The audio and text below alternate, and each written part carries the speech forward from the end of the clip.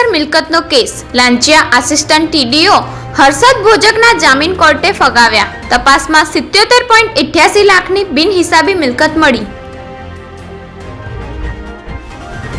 19 લોકોના જીવ સાથે ખેલનાર ડોક્ટર પ્રશાંત ઝડપાયો.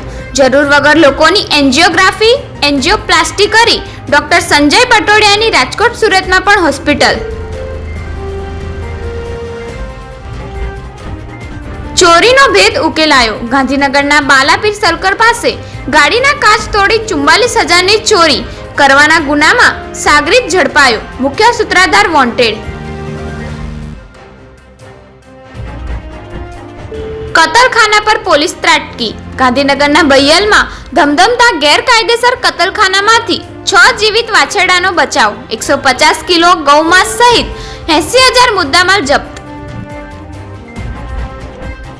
વડોદરામાં ચેઇન સ્નેચિંગની ઘટના સીસીટીવીમાં કેદ. 2 બાઇક ચાલકે મહિલાના ગળામાંથી સોનાની ચેઇન તફડાવી.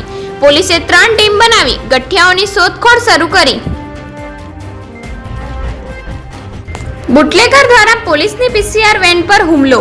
પોલીસે સ્કોર્પિયો કાર સેલવાસના એક ગેરેજમાંથી કબજે કરી. યુસુફે કોન્સ્ટેબલ ઉપર ગાડી ચડાવવાનો પણ પ્રયાસ કર્યો હતો.